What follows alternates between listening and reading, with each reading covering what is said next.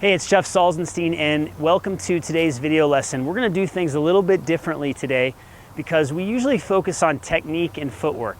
You know, that's the sexy stuff to talk about. What isn't so sexy is what's going on in between the ears and the development of rituals and routines. And so players come out and they work on their forehand, they work on their strategy, they work on their footwork, and they forget about the rituals and routines if they even know about them to begin with. And so what I want to do is give you a few rituals and routines, a little bit of reminders that you might already know about, but it's really good to hear them over and over again so that you can build these routines into your practice and see the great changes that you can make. So I'm going to go ahead and bring Max in right now. Max, are you ready to be psychoanalyzed right now? I am. All right, so Max is going to be broken down by your resident sports psychologist today. That would be me. Luckily, you don't have to sit on a couch today and talk about all your troubles, Max, but we're going to go through the routines that I'd like to see you continue to practice, and I'd like all of you guys to practice. And the first one is I'm going to go ahead and have you hit a forehand, just a forehand down the line, and let's assume that it's the last shot. Let's assume it's the last shot of the game. And what I want Max to do is when he's done, I want him to immediately take the racket out of his dominant hand and put it in his non-dominant hand. Now, I know this is obvious, you might have heard it before, but how many of you are practicing out there? And the second thing that's related to that is I'm going to have him look at his strings, and we're going to talk about that option. Then we're going to move into the next tip. So Max, go ahead and hit that forehand. Point is over, okay? Game is over. Now you switch. Now first, I want you to switch. Let's do that again, actually. This is good. We're just going to keep rolling the tape here. I want you to switch, and I want it in your hand like this before you go to your strings, okay? So you're going to go over, and the point is over. All right, so you win or lose, it doesn't matter. You switch, and you start walking around. So just make a couple circles. You can kind of circle around back to me. Okay, now it's time. I want you to go ahead and look at your strings.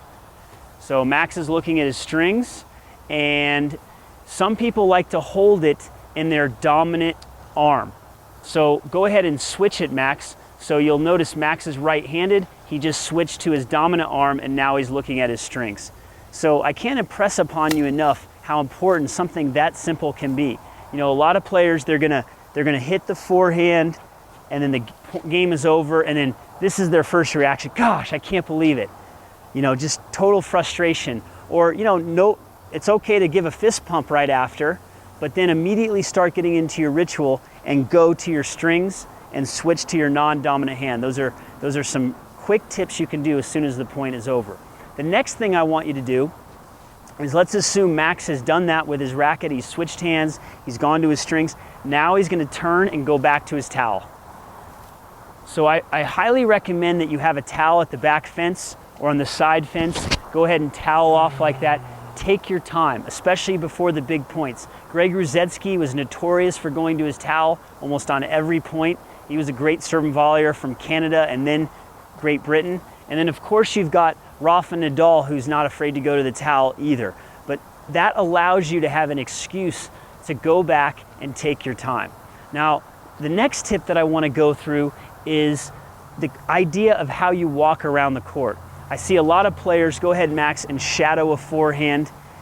They hit the forehand and then they just drop, they drop their shoulders, and there's no confidence in their body language. Now, Max and I have talked about this before. We know some players that when they finish their game or when they're walking around, they're not afraid to puff out the chest. You know, go ahead and walk and puff that chest out, okay? They strut. They're not afraid to strut. Now, you can go ahead and do that if you feel like strutting, but I think there's a middle ground. You know, you don't have to pout. You don't have to drop your shoulders like I used to do when I was 9 years old. I had a big problem with that, and fortunately I got over that. I think I got over that. And you also don't have to puff up your shoulders. So go ahead and shadow stroke a forehand, Max, and then, you know, you can do your ritual with your racket, and then you just want to walk confidently. You want to walk tall. And in order to walk tall and have the strings in view, you can actually lift your racket just a little bit, so it's a little bit higher. So you're in this position like this. All right, so those are some really key tips that you can start to integrate. Number one, it's changing to your non-dominant arm or hand to hold the racket while you're looking at the strings. If you're not comfortable with that, of course you can switch hands and put it in your dominant hand and look at your strings. 2 is to go back to your towel, and then finally is to walk confidently. You'll be amazed at how you feel when you start integrating these rituals into your daily point routine when you're playing matches. I hope you received a ton of value from this lesson today so you can go take action on the court as soon as possible.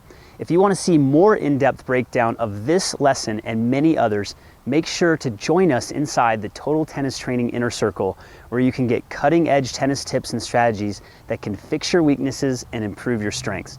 If you want to be a part of our growing online tennis community and get the best tennis lessons on the planet, go ahead and click the link below and we'll help you go to the next level with your tennis. I'm really excited to help you out, and thanks for taking the time to watch this lesson today.